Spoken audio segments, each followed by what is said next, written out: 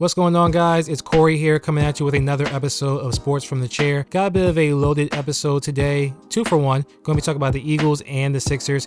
Seeing some things throughout this past week that I'm really excited about, I really like. So yeah, without further ado, let's get into it. First off, we're going to go into the Eagles. Now, I'm going to make a separate video after this, kind of giving more of like a half-season check mark, breakdown of my analysis, give a deeper dive into how I feel about this team and our season so far. But for right now, I'm just going to go into this past week's win against the Cincinnati Bengals. This team played very, very well. Finished the game 37-17. Won for the first time against the Bengals in Cincinnati, and first win we've gotten against the Bengals period since the early 2000s. So yeah, it felt good to get that monkey off our back. Not gonna lie, going into the game didn't feel extremely confident. I mean, everything seemed to just be stacked against the Eagles, mainly just looking at the history of our matchups against Cincinnati. If we haven't lost against them, we tied with them. So yeah, and given the fact that they had their whiteout uniforms, the white uniforms with the black stripes, and I believe they are, before this past week's game, they were 4-0 wearing those uniforms, and just coming out, they had a bit of a chip on their shoulder, trying to get back into the win column, trying to show that they're still a high-powered team. And to be honest, despite what the record said, I still take the Bengals very, very seriously. But even still, the team played really, really great this past weekend. Jalen Hurts showing 2022 MVP Hurts flair. Oh my gosh, it was great. Efficient game, great throwing the ball, great running the ball. He started running like he did in his MVP campaign once again, and it was great to see. We started to find our identity a little bit offensively, at least running the ball more with Saquon, even though I guess you could say it wasn't the most efficient game for Saquon. I mean, I don't know how you would tout that as far as running backs go, but he still had over 100 yards rushing for the game. Through the air, A.J. Brown had another great game. Devontae Smith woke up. Jalen did a good job spreading the ball around to everybody, and he finished with one passing touchdown and I believe 3 rushing touchdowns. I gotta go back at the stats to make sure. Great to see the team shut up some haters that we had going into this game. Even more so for Jalen to shut up some critics and haters that he had going into this game. It was just amazing to see. Defensively, it was a little frustrating at first. Now, I won't lie. When it was reported that T. Higgins was not playing, I gave a bit of a sigh of relief, because it's already hard enough guarding Jamar Chase as it is. Him and T. Higgins is just not the best formula for any defense. But I will say, for what they gave, even though we had a few issues here and there, issues on third downs, stopping the Bengals from progressing upfield, bend don't break, but we did have a lot of good defensive showings. Cooper DeJean and Quinyon Mitchell, again, both played really, really well. Especially Cooper DeJean, that fourth and 1 stop he had on Jamar Chase, that was insane. Blanketed him the whole way, was trailing him. Jamar was trying to shake him in motion, before the snap even went off, but hey, it didn't work out. It was amazing to see. Cooper DeJean is definitely coming along a lot faster than I'm sure most expected, but he's definitely making a name for himself. And Quinyon Mitchell, Howie Roseman, home run, both draft picks. I cannot wait to see them develop more and see the duo that they can turn into on this team. Just amazing. And even past them, Isaiah Rodgers, my God, that beautiful pass deflection to C.J. Gardner-Johnson for the interception. Oh, put that in the Louvre. Put that in any museum. It's just a beautiful work of art. That was amazing football play. My gosh, it was great. Eagles pull it out, impressive, dominating fashion. It was a great win. Next game, we have the Jaguars, I believe that's a home game. Doug Peterson coming back to town. It's going to be great to see Coach Peterson, honestly. Now, that should be a game that we win, given the fact of, 1, it's Kelly Green week. Let's put the little sexy ass Kelly Green back on. Yeah. And 2, the Jaguars have not looked the best throughout the year so far.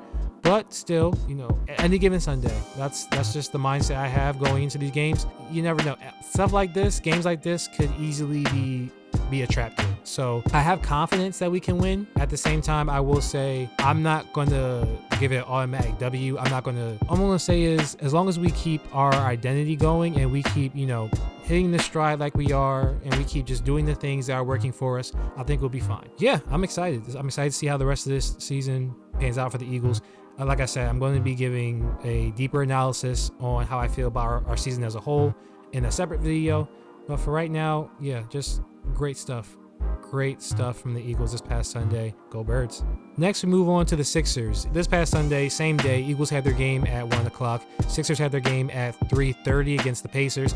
And I will not lie, I feared that I was going to have to make a different video with the title being What Happened to Tyrese Maxey, because I was very, very worried after our first 2 games to start the season. Currently, the Sixers stand at 1-2 on the year. Season just started almost a week ago at the time of me recording this. First game, loss against the Bucks, wasn't the best showing. Of course, kind of slated that as a loss considering Joel and Paul George didn't play. And the second game was the most concerning when we played the Raptors in Toronto and we got mollywopped by basically the G League Raptors minus Scotty Barnes, because literally the whole Raptors team was full of second-year players, G League guys, or rookies. Again, outside Scotty Barnes. Scotty Barnes, you could say the face of the Raptors franchise right now, considering where they're at. Yeah, he was the only main starter that I believe played for that game. RJ Barrett was out. Emmanuel quickly was out. Ultimately, we just could not find our stride. And what made it worse is that in those first 2 games, Tyrese Maxey was not looking like the Tyrese Maxey that we know him to be. His shots just haven't been falling the first 2 games. And even going into the Pacers game, the first half at least, it was really hard for him to find his stride. He was struggling hitting threes. He was struggling hitting the mid-range. And it seemed like he was just teams were starting to catch up to him. His speed didn't seem like that big of a factor. He wasn't using his floater that much. And even when he tried to make layups, guys were timing him very well to get blocks. It was ridiculous. It happened in the Bucks game against Brook Lopez. Brook Lopez swatted Tyrese's shot for a layup. And I believe in the Raptors game, very worrisome to see. Actually, no, I'm sorry. It wasn't the Raptors game. It was the Pacers game. I think it was Miles Turner blocked the heck out Tyrese's shot in the Pacers game in the first half. Even still, Tyrese, to his credit, he still shot that ball. He still had confidence in himself. And it definitely paid off in that second half.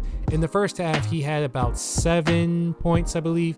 In the second half, he finished the game with about, I want to say 35 points. He finished regular time of the game with 35 points. Game ended up going to overtime, and he finished the game in total with 45 points. Now, again, in the grand scheme, the stat sheet is not going to look the best because shot chart, at least, his field goal attempts are a lot more than his field goal makes. But when you break it down from first half compared to the second half, his second half was a lot more efficient and a lot more just being the Tyrese Maxey that we know him to be. Yeah, it was great to see. I am so glad that Tyrese was able to wake up, find himself again in the midst of that game. This man showed so much intensity, so much passion, low-key rivaling AI. It was insane, but it was much needed. The type of person he is, he puts in too much work to just be struggling and just have a regression of a season. So to see him hit those shots, get that emotion out, just lay it all out, lay it all fly, and basically build his confidence back up. Get back to realizing hey, he knows he's the leader of this team, but getting back to form and being listen, I'm the main guy right now. Joel and Paul George are sitting out. I gotta lead this team, not just through my words, but through my actions as well. And he definitely showed that. As a whole, the Sixers team, I'm liking what I'm seeing in a lot of different facets. Gershon Yabusele, probably the best free agency pickup this past year. He has shown a lot, not just to me, but other Sixers fans in these first 3 games, being a dog, getting those rebounds, creating extra possessions for the team. He created a bunch in the Pacers game. It was insane. Yabusele, yes, there are some faults he has, mainly with him on defense. He's not horrible on defense, but because of his mobility isn't exactly as fluid as you would want it to be. So sometimes guys, kind of speed around him a little bit, but still, he is a great player. I'm really glad we brought him in for this team, and he's definitely having a really good career resurgence in the league so far. So yeah, keep it up, Gershon, man. It's amazing to see. As a whole, though, the depth of this team, I like it. I'm not gonna lie, I like what we got so far, even though there are some question marks here and there still.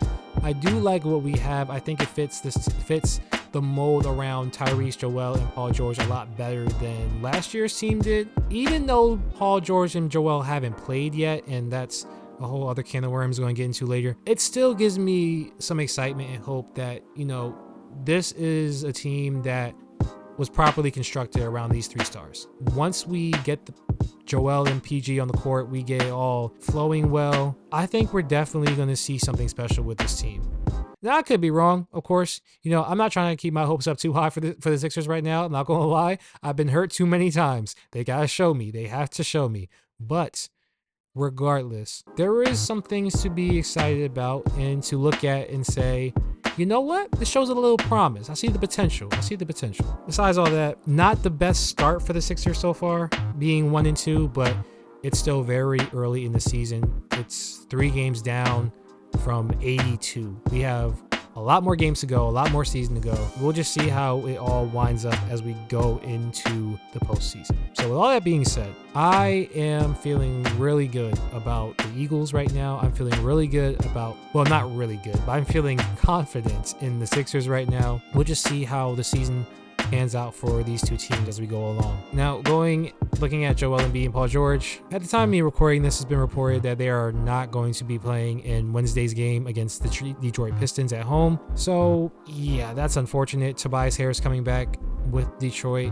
Going to be playing in Philly. That's going to be an interesting game. I predict he will be booed like crazy. Well, I don't know. I feel like it'll be a mixed bag. I don't know. I feel like there will be a few people, Sixers fan wise, that will cheer for him, try to show him love. But I think for the most part, it will be boos. There will be a lot of boos. Probably some crumble cookie jokes thrown up over here and there. Yeah, it's going to be interesting to see.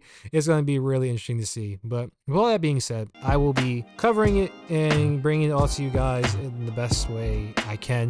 Sorry that these videos have been a bit spaced out, few and far between. Been going through some things personally, but going to work on getting better, work on being more prompt with these videos, and just getting more content out there for you guys. So yeah, if you enjoy the content, please continue to like, comment, share, subscribe. I appreciate your time. Even if you haven't made it this far to the video, I just appreciate you clicking on it, period. Every little bit goes a long way. So thank you guys. And yeah, I hope you enjoy the rest of your week.